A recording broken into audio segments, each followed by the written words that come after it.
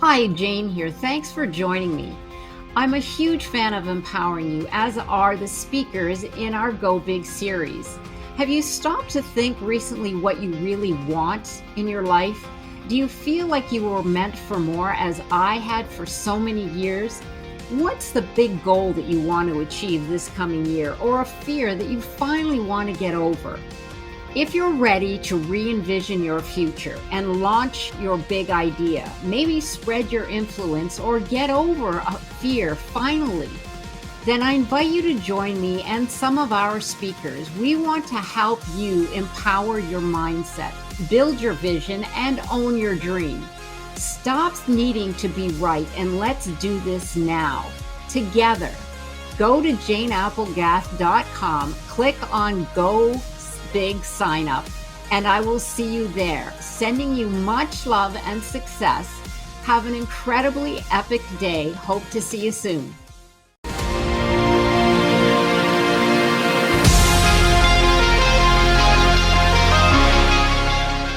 Hi everyone, I'm Jane Applegath. Welcome to the Epic Vision Zone, where some of the world's most successful self-made women and men share their multi-million-dollar ideas, their high-performance habits, their visionary mindsets, and resources so you can hit the go button on your epic life. If your goal is to achieve outrageous freedom, then today's female epic entrepreneur is here to show you how. Allyson Roberts is a transformation expert. Founder of Outrageous Freedom, she is also the creator of best-selling programs such as Stop Shilting on Yourself, Painless Pivots to Power, and Unapologetic Power. She has been recognized by FeedSpot, a Forbes affiliate, in their designation of top 100 coaches in the world. Her book, The Magic in You, is available on her website. A cognitive behavioral expert, Allyson combines science with spirituality in her signature system called personalized science. Her work empowers people with tools that tame the bad habits that sabotage success. Allyson's passion to guide clients to find their internal power is both personal and purposeful, making her a highly sought after coach, speaker, and business collaborator around the globe. Welcome, Allyson. Thank you so much for joining us today. Thank you so much, Jane, for having me. I'm so excited to be here. Thank you so much. And we are excited to have you. Now, diving right in, you have a very powerful and profound personal story that brought you to where you are today. Can you share that with our audience? Absolutely. So, yeah, it's one of the pivotal points. I think we all have pivotal points where life takes us from one place to the other, and this definitely is that. So when I was 19, I was in college, I was in love, I was engaged to be married. I was living with my fiance in his grandparents' farmhouse that his grandparents had passed away and gave us the keys to the house. So we were living there, and I failed a pregnancy test and it came back positive. So that created a whole whirlwind of both excitement and fear.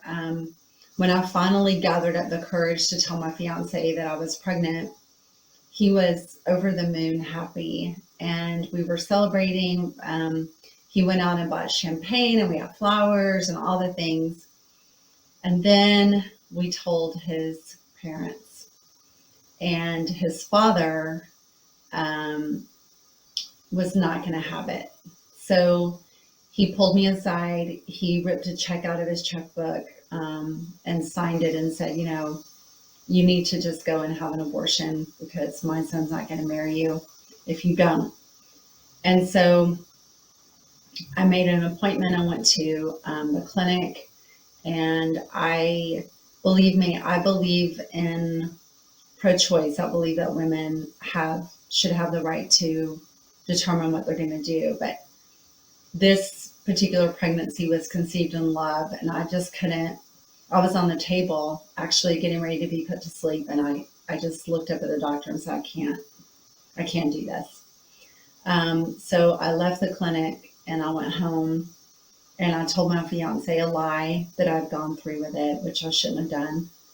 Um, and then I was able to make it, I think, another week or two before morning sickness like really kicked in. And I was vomiting in the bathroom, and he came into the bathroom and he was like, don't worry about it. Don't feel bad that you lied to me. We're going to work this out. I love you so much. So I went to school that day and I came home that night, and my fiance and his dad had changed the locks on the house and I couldn't get in. So I was driving a 1978 Volkswagen Beetle, and I put they put all my stuff in a shed in the side yard. So I packed up as much stuff as I could and went to a payphone at a Hardee's fast food restaurant and called my mother, who is mentally ill, and asked her if I could come back home.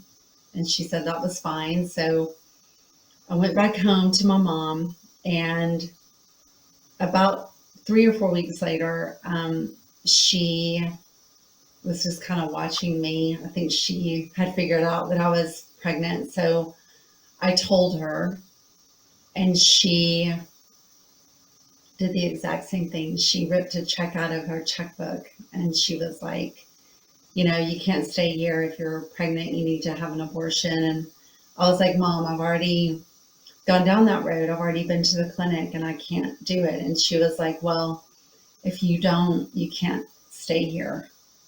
And I was like, well, why don't we just talk about it tonight, when I get home from school? And she was like, fine. So I went to school and I came home, and she changed the locks on the doors of the house. And she knew that I had already been through that once. And so, but that's the way she is. And so I walked to my car. I climbed in the driver's seat and I sat in the driveway and I was just like, God, I don't know what you're doing, but this is crazy. And I just heard this voice inside of me that was just like, go back to school, park in the garage. We'll figure it out. So I went to school, I parked in the garage, I slept in my car. It was the very first time I'd ever done that.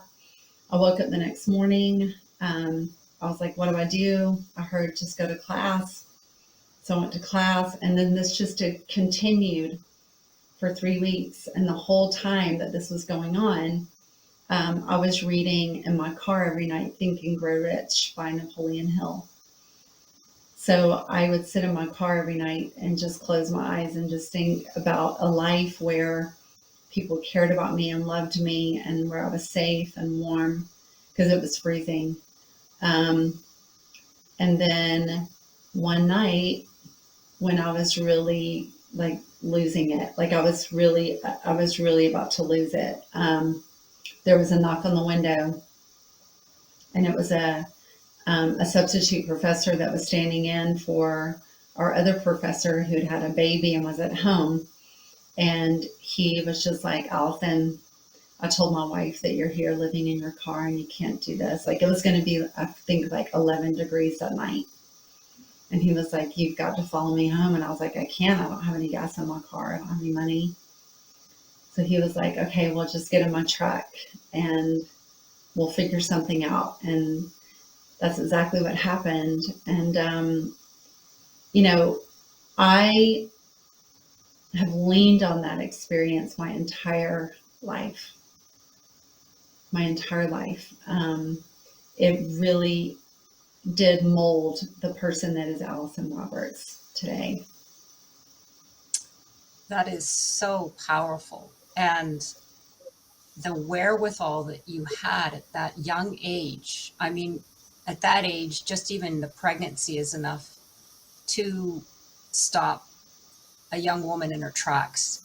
And then you had all of that emotion to deal with and all of the closed doors. And wow, that is is really powerful. And this is why I said at the beginning that your work is personal, and it's so profound. So thank you for sharing that beautiful, well, trying story. But the beauty is that what has come from that is what you do today, and serving others. So thank you again. It's that every time I hear your story, it moves me. It's Thank you. resilience. You are a superwoman. What can I say? I mean, and like you said, God, what are you doing? It's very, very powerful. Thank you. So moving on from that, then, what you have, what you call a personalized science. You've done a lot of research. Alice and I have talked before, and you've done a lot of studies. So what makes your signature system, personalized science, so unique? Well, I'm a cognitive behavioral expert. So it is the cognitive behavior is science and it works. The brain only works really one way, where there's an outside circumstance, and then we have lots of thoughts about it, and then we have lots of feelings about the thoughts, and then that leads to our action, which results, in which gives us a result. And so just doing the science alone, though, is it works, but it can leave you feeling very robotic, um, and just isolated almost, from your purpose and your passion. So the spirituality part comes in, working with the cognitive behavior, and it restores, the core of who we are, the reason that we are here, the path of purpose, if that makes sense. Yes, that makes complete sense, because, like you, I really enjoy the science, but I also am a firm believer in having to tap into more than the science, because it can be so very superficial, in the sense that it gives you the facts, but it doesn't give you the feelings, or the release that we're looking for. So I love that, and I know your work is so powerful. I believe you said that the power in spirituality is letting go, and Yes. I thought that was so powerful. It's like you said, the physical is strength, but in the spiritual world, it's letting go. So it's almost the opposite. So the science gives us the cognitive, the brain, the facts, but the spirituality is how do we interpret that, but then to let go. So I completely. Did you want to add to that?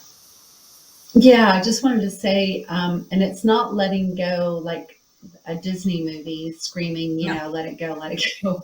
It's the letting go of how things come together. So the second part of that story about my baby is that, I placed him for adoption, and it was a closed adoption. At the time, that's the only option for Georgia.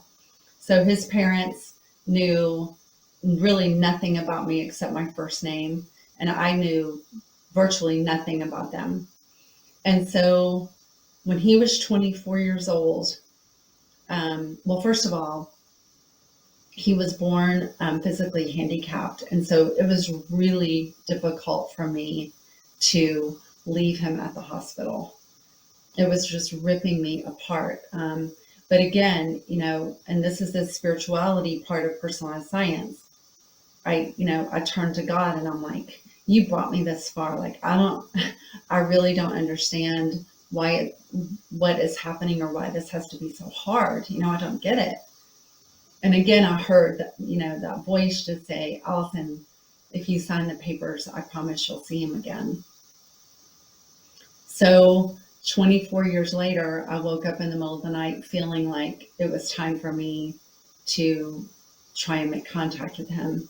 So I contacted the adoption agency, and, as loving and kind as the woman was on the phone, she was just like, listen, um, this is like nearly impossible. It's a closed adoption.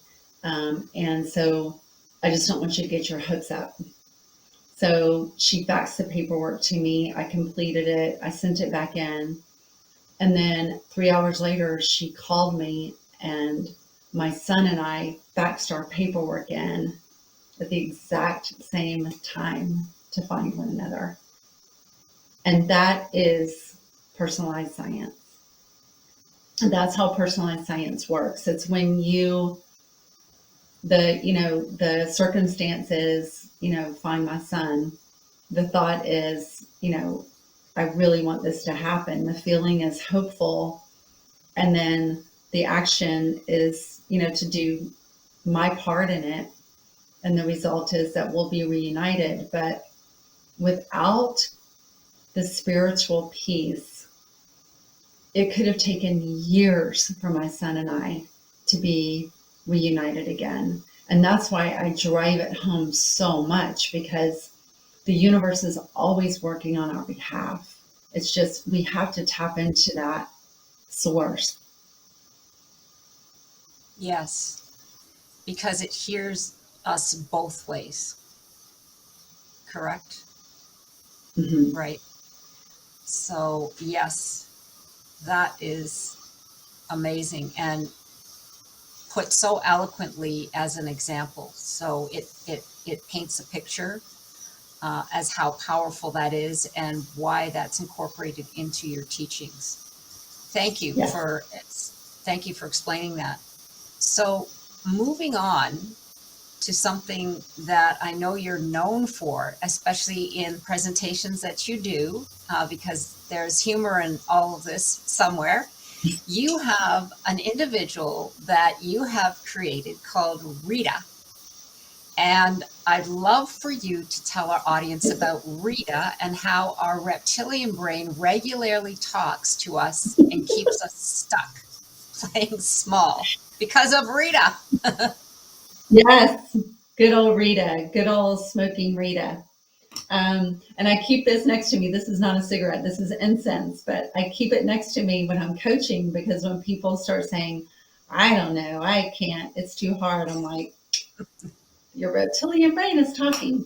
So we all have sections of our brain, but we have the two main sections are our cognitive brain, which is our present now brain, and our reptilian brain, which is our past brain.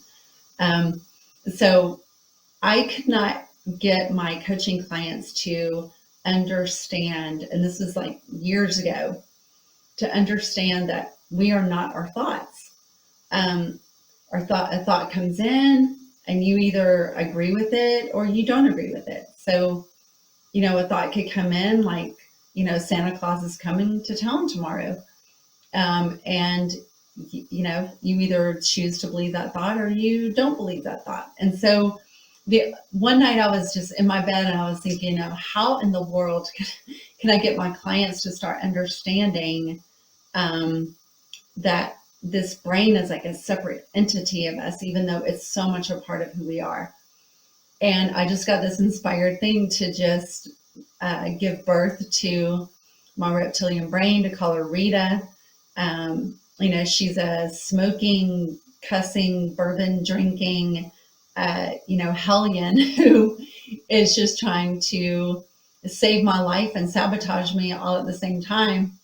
And so my clients will have them start naming their reptilian brains, and it's effective and it works. I love it.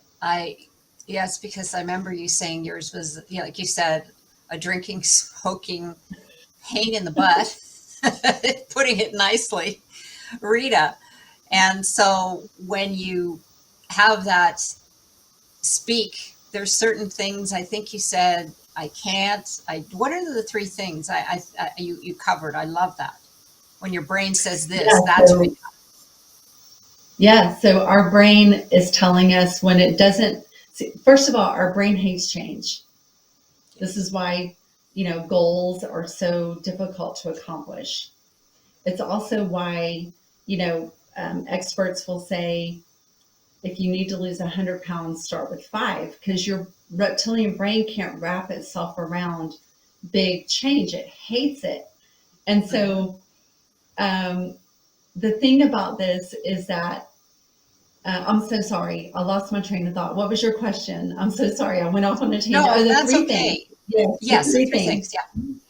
Yes. And so, what your reptilian brain is trying to tell you to get you to stay the same is, you can't do that.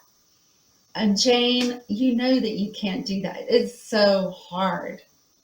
I mean, come on, let's just face it. Like, it's so difficult. And, there's no way that you know how to do that. And it'll just tell you that over and over. I can't, it's too hard. I don't know. I can't, it's too hard. I don't know. And you can just stay in that cycle perpetually. You can literally, I have clients who come to me who are 70 years old and say, Allyson, I don't want to die this way.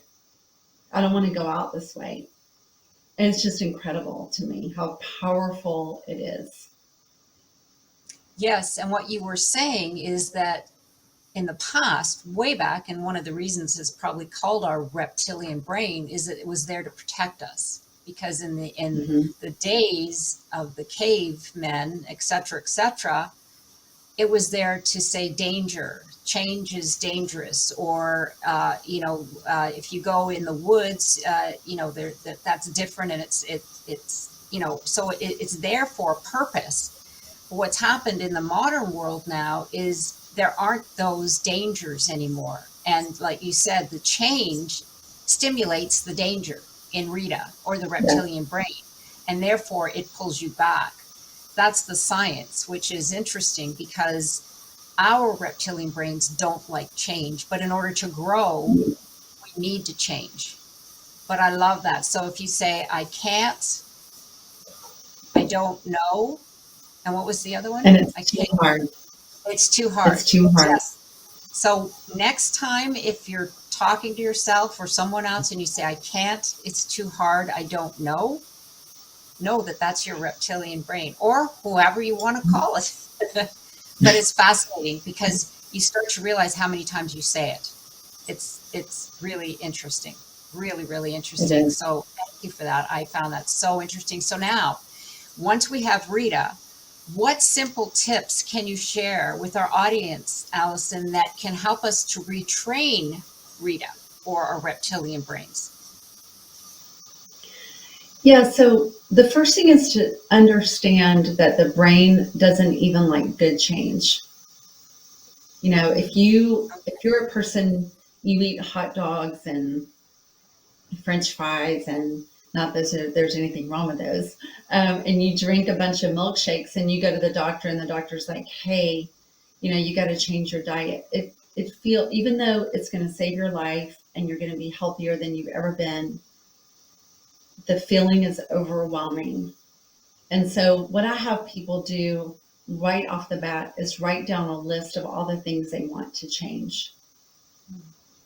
I want to stop smoking. I want to lose weight. I want to gain weight. I want to whatever, all the changes that you want to make. And then choose the easiest one, the one that you think is going to be just like easy peasy. And then set a goal, set a time goal, and then observe yourself.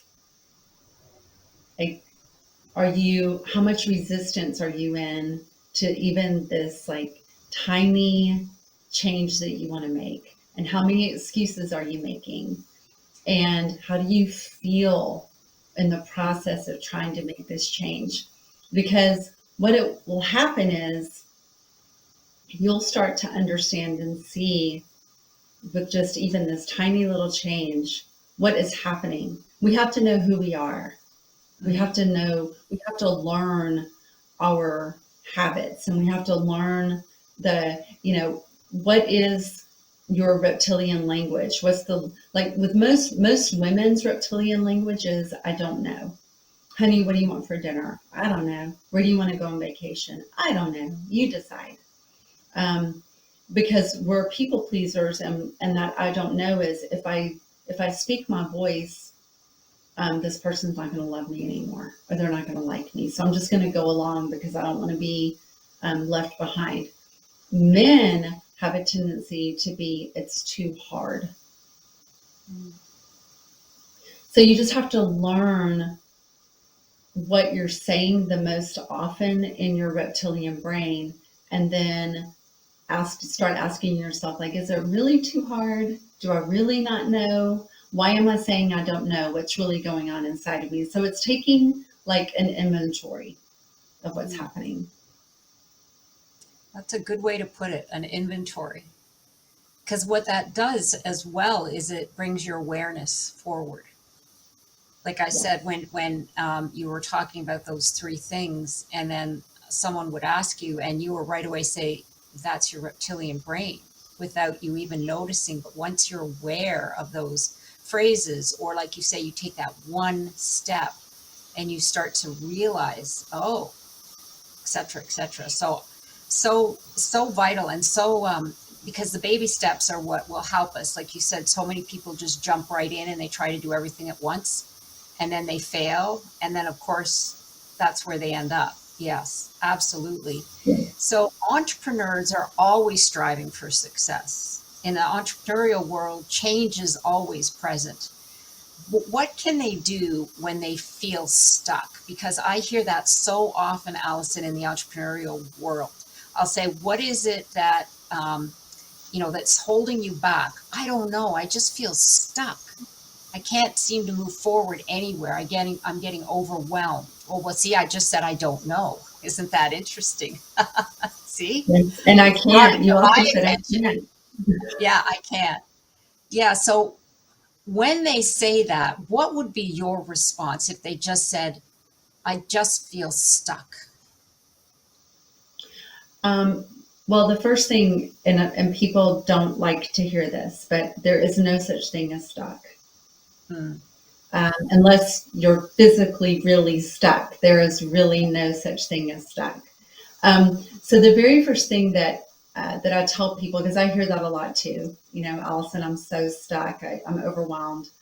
I'm like, you're really not. What's really happening with you is that you have a dream and you have a goal and you want to get there, but your reptilian brain is talking you out of it because your reptilian brain hates change. So you're not really stuck. So what is the thing that you want? What's the big vision that you have for yourself? And then let's work that backwards into some tangible steps to actually get you there. Because the thing about it is, Jane, is that a reptilian brain is so powerful that it literally can take someone from millions to zero, and it takes someone from zero to millions. Our reptilian brain has to get on board with our cognitive brain. And the only way it can do that is for us we have to become the boss of our brain. So the more a person is like, I'm stuck, I'm stuck, I'm stuck, I'm stuck, I'm stuck, it's a neurotransmitter that's being developed here. And so your reptilian brain will just be like, you're right. You are stuck. And every single time we say it, it's just reinforcing this neurotransmitter. So then it's like, well, what if I'm not stuck? What would that feel like? If I wasn't stuck, then what would I be thinking about? What would I be planning? What would my goals be? And people, when I can get them to that place, they're like, oh my gosh, I love you. Because that's when they can really start to move in the direction that they want to go. Yes. So you're changing the recording. I love that. Because when you say that you're stuck, you're actually getting stuck in the stuckness of being stuck. Yes. Because the recording it's like those old, the old records. You get a scratch in it and it just keeps going over and over and over. And so you become aware that, okay, I'm saying that again. And by telling your brain, like you said, we have to train our brains. You didn't say did you say train our brains? Right. We have to train our brains to enroll them into our vision. That's a great way to Yeah. put it, to enroll your brain into the vision of, okay, Rita thinks I'm stuck, but I'm going to tell you, Rita, this is why I think I'm not stuck. And you start to play that over and over and over. And then that becomes the new recording. I love it. Yes. It's a Yeah, full-time but job. you have to believe it though.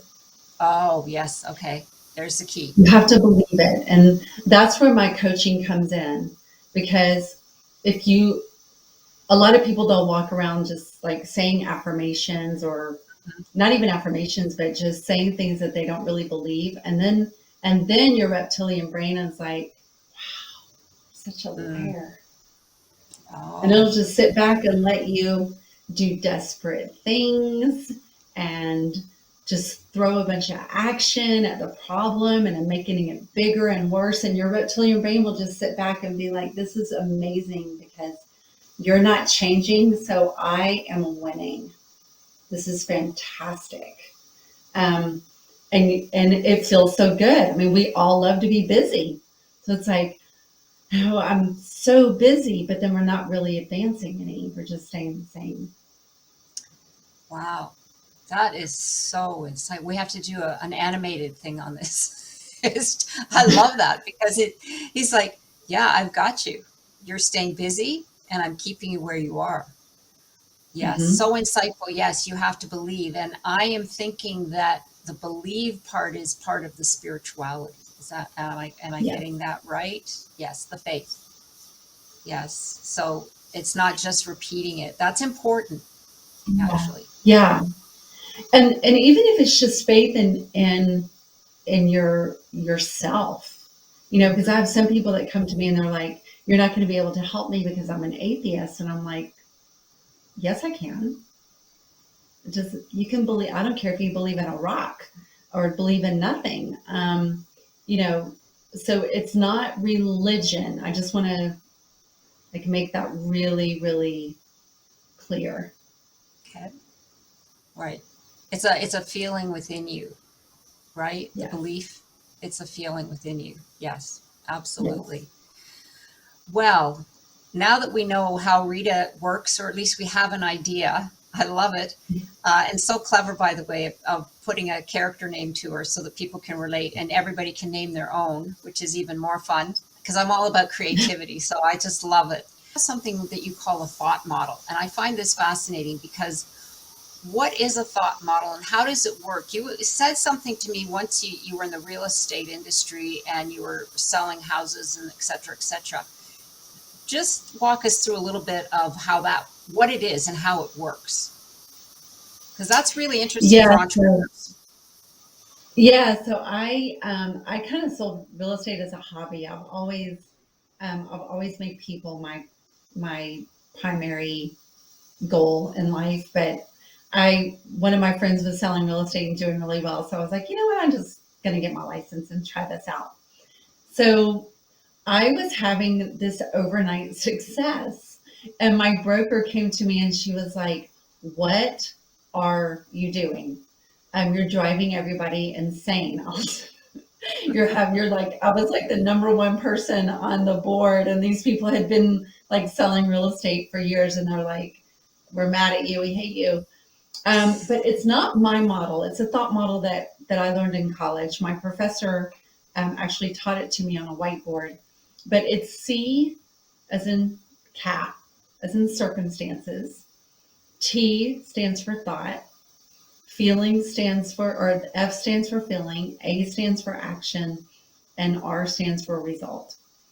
So when I would sit down with a seller to list their house, I would ask them like, "What result do you want? What do you want to? What do you want out of this?"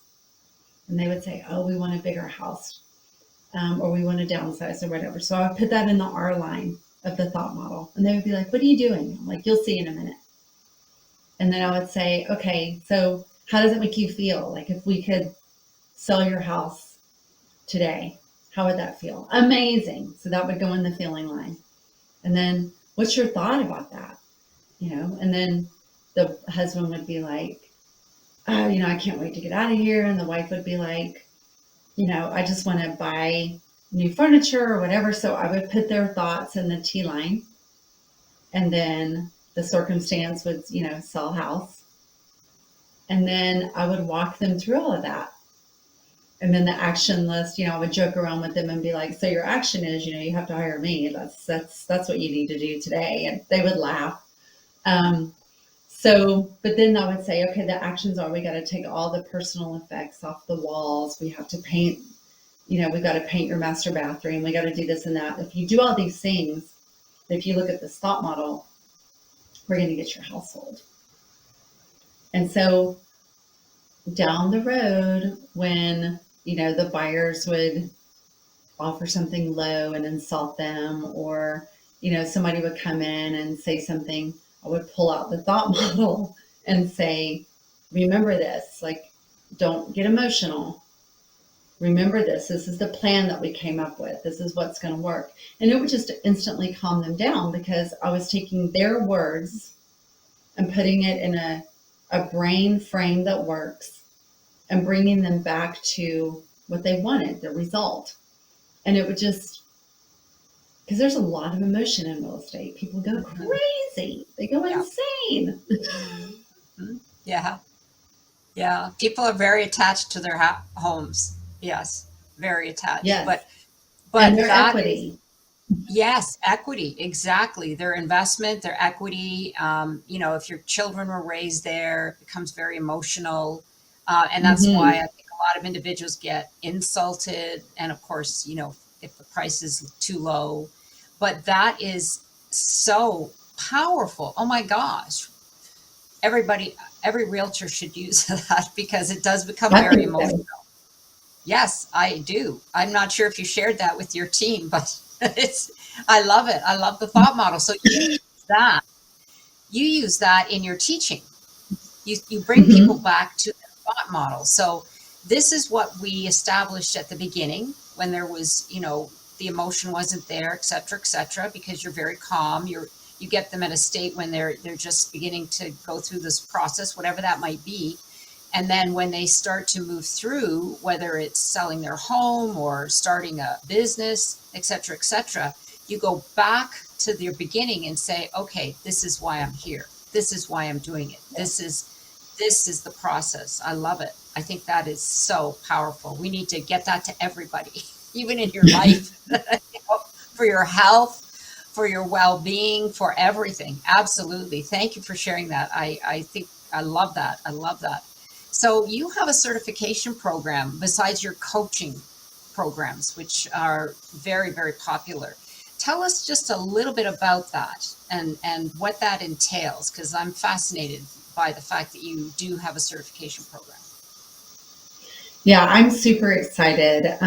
It's actually going to start in January, and it is where students that are currently in either my Unapologetic Power Coaching program or my Up-Level program, they have enough of the experience as a student under their belt to know what that feels like.